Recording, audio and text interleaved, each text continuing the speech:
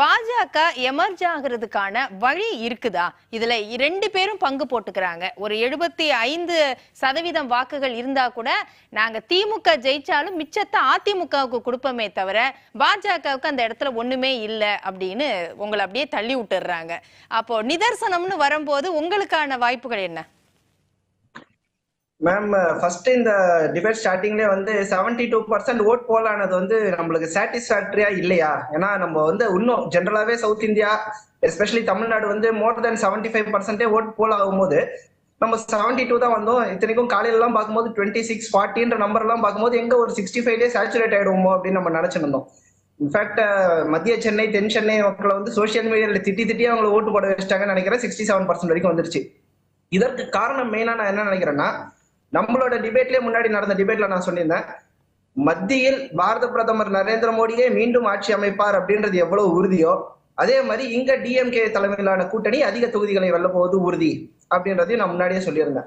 காரணம் என்னன்னா, மக்கள் அதுக்கு பிக்ஸ் ஆயிட்டாங்க. அதனாலதான் அந்த ஓட் பர்சன்டேஜ் வந்து பெரிய அளவு இம்ப்ரூவ் ஆகலன்னு நான் நினைக்கிறேன். ஏன்னா இப்படி இதுதான் ரிசல்ட் அப்படின்ற ஒரு அலட்சியம் மக்கள் கிட்ட இருந்துச்சோ அப்படின்னு எனக்கு தோணுது. அப்ப ஆளும் அரசு மேல அவங்களுக்கு அதிருப்தி இல்லைன்னு தானே அர்த்தம்? அத பெருசா எடுத்துக்கல. அதாவது பாஜக சொன்ன ஊழல், வாரிசு அரசியல் இது போன்ற குற்றச்சாட்டுகளை எல்லாம் பெருசா எடுத்துக்கல அப்படின்னு தானே அர்த்தம்? இல்ல, நீங்க ஆளும் அரசு அப்படின்னு எடுத்துக்கிட்டீங்கன்னா அது மத்தியில் ஆளும் பாஜக அரசு தான் பார்க்கணும். ஏன்னா இப்போ வந்து நடக்கிறது பார்லிமெண்ட் எலெக்ஷன். அதே அதிருப்தி வந்து 2026ல நான் இதே வார்த்தையை சொன்னேன்னா நீங்க அதை ஒரு கிராஸ் கொஸ்டினா கேட்கலாம். பட் 2026ல சினாரியோ டிஃபரெண்டா இருக்கும்னு நான் நினைக்கிறேன். But at the same time சாரே ஒரு வார்த்தை வந்து சொல்லியிருந்தாரு, முக்கியமாக வாக்குகள் பிளவுபடுகிறது. நான் ஆப்போசிட்ல வந்து காம்படிஷனே இல்ல அப்படின்னு சார் சொன்னதுக்கு முக்கியமான காரணம் அதிமுகவும் பாஜகவும் ஒன்றாக இல்லை, எதிர்ப்பு வாக்குகள் பிரிகிறது அப்படின்றது வந்து அவங்களே ஏத்துக்கினாங்க. லாஸ்ட் டைம் 2019ல பாத்தீங்கன்னா டிஎம்கே அலையன்ஸ் அப்படியே கலையாம அப்படியே ஆல்மோஸ்ட் மெயின்டைன் பண்ணிருக்காங்க. அந்த alliance more than 50% of the vote share வந்து வாங்குச்சு. இப்போ நிச்சயமாக குறையும் தான் நிறைய கருத்து கணிப்புகள் சொல்லுது. நானும் அதே தான் சொல்றேன். 50%க்கு கீழே, அதாவது பெரும்பான்மையான வாக்கு சதவீதம் இல்லாம 50%க்கு கீழே தான் வரப்போகுது. எவ்வளவு வர்றதுக்கு வாய்ப்பு இருக்குன்னு நினைக்கிறீங்க? உங்களுடைய கணிப்பு 45% வரைக்கும் குறையும்னு நினைக்கிறேன் மேடம். அதாவது 52 இருந்தது, 42ல இருந்து 45% வரைக்கும் வரும்னு நினைக்கிறேன். அது முக்கியமாக லயன் ஷேர் பிஜேபி எடுக்க போறதா தான் நான் வந்து பாக்குறேன். ஏன்னா மாற்றம் வேணும் அப்படின்னு நினைக்கிறவங்க, எதிர்ப்பு வாக்குகள் ட்ரெடிஷனலாவே அதிமுக பக்கம் போயிருந்த சமயத்துல எல்லாரும் ஏற்றுக்கொள்ளக்கூடிய ஒரு விஷயம், 3% கட்சியாக ஒதுக்கி வைக்கப்பட்ட பாஜக இப்போது minimum double digit number touch பண்ணும் அப்படின்னு சொல்றாங்க. சோ நான் டிஎம்கேவோட ஓட் ஷேரும் குறைய போகுது அப்படின்னு நான் நினைக்கும் போது அது லயன் ஷேர் வந்து இங்க எடுக்கும்னு நினைக்கிறேன். எல்லாருமே வந்து அதிமுகவோட ஓட் பேங்க் தான் உடைக்கும் அப்படின்னு நினைச்சாங்க. பட் டிஎம்கேவோட கோர் ஓட் பேங்க் அப்படியே தான் இருக்கு.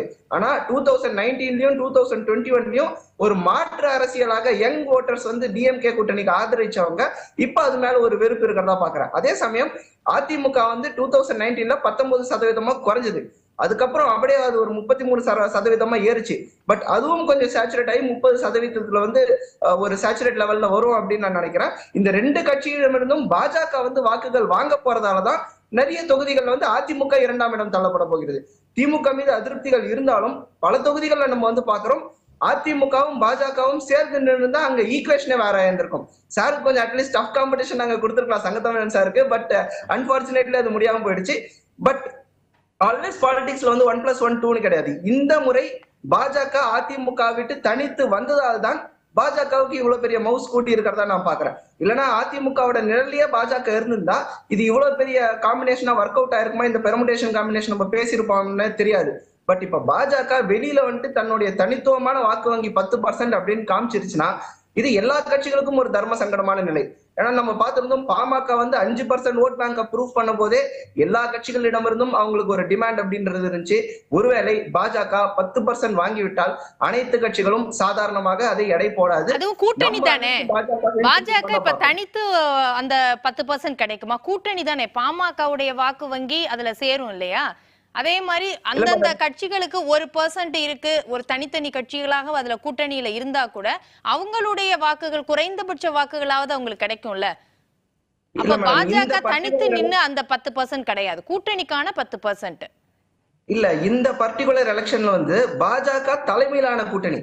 நான் அப்படி பேசணும்னு நினைச்சிருந்தேன்னா 2014லயே பாஜக 17% வாங்கிடுச்சுன்னு நான் பேசியிருப்பேன். அது பேசாததற்கு காரணம் அதுல தேமுதிக தான் பிரதான கட்சி, 2வது பெரிய கட்சியாக தான் பாஜக இருந்தது. இது பாஜகவின் தலைமையை ஏற்றுக்கொண்டு மற்றவர்கள் அனைவரும் வந்து யாருக்கு பெர்சன்டேஜ் யாருக்கு ஜாஸ்தி? பாஜக தலைமை அப்படின்னு சொன்னா கூட பாஜகவை விட பாமகவுக்கு வாக்கு வங்கி ஜாஸ்தியா தானே இருக்கு உங்களுக்கு. அதாவது நீங்க வந்து இது வரைக்கும் ப்ரூவன் ஓட் பேங்க் அப்படின்றத வந்து எடுக்கிறீங்க. அதுபடியே எடுத்தாலும் நான் போன ஒரு டிபேட்லயே சொன்னதுதான், உள்ளாட்சி தேர்தல்கள்ல அந்தந்த பாக்கெட்ல இருக்கிற செல்வாக்கு வச்சு 7% வாக்கு வங்கின்றது பாஜக நிரூபிச்சிருக்கு. பட் அகைன் ஒரு பெரிய கட்சி யாருடைய வாக்கு வங்கி அதிகமாக இருப்பதாக நினைக்கிறார்களோ அவர்களுடைய தலைமையில் தான் கூட்டணி வரும்.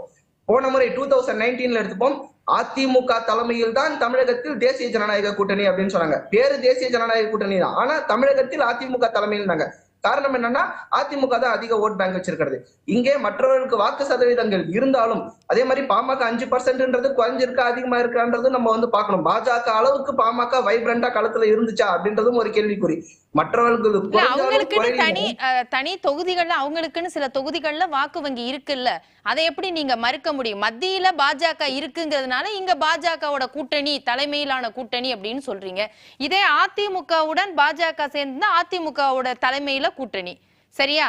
இப்ப இங்க வந்து நம்ம கம்பேரிட்டிவ்லி பார்க்கும்போது பாமகவுக்கு அதிகமா இருந்தாலும் மத்தியில பாஜக இருக்கிறதுனால நீங்க எங்க பாஜக தலைமையிலான கூட்டணின்னு அமைச்சிருக்கிறீங்க, அவ்வளவுதானே?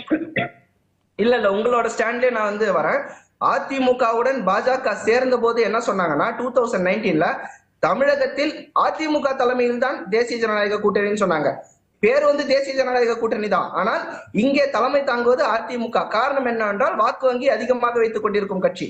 அதே மாதிரிதான் இங்க இப்போதைக்கு தேசிய ஜனநாயக கூட்டணியின் தலைவராக பாஜக தான் செயல்பட்டு கொண்டிருக்கிறது. அதற்கு காரணம் எல்லாருமே ஏற்றுக்கொண்டிருக்கிறார்கள். இதன் மூலமாகத்தான் இவர்களுக்கு வாக்கு வரப்போகிறது. அதே மாதிரி பாமக வந்து பாத்தீங்கன்னா அந்தந்த பாக்கெட்ல இருக்கிற ஒரு கட்சியாக தான் பார்க்கப்படுகிறது. ஆனா மொத்தமா கனெக்டிங் ஃபேக்டர் தமிழ்நாடு முழுக்க கனெக்டிங் ஃபேக்டரை முன்னெடுத்து செல்வது வந்து பாஜக. அது பலன் கொடுக்குதா இல்லையான்றது ரெண்டாவது, பட் அது முன்னெடுத்து செல்வது இப்ப பாஜகவா தான் இருக்கிறது. நான் அந்த முக்கியமான ஒரு பாயிண்ட் எடுத்துக்கிறேன். திமுகவில இருந்து குறையக்கூடிய அந்த வாக்கு சதவீதத்தையும் அதிமுகவில இருந்து குறையக்கூடிய வாக்கு சதவீதத்தையும் இந்த ரெண்டையும் பாஜகவோட அலையன்ஸ் வந்து கன்சாலிடேட் பண்ணிடுவாங்க அப்படிங்கிறது உங்களுடைய பாயிண்டா நான் எடுத்துக்கிறேன்.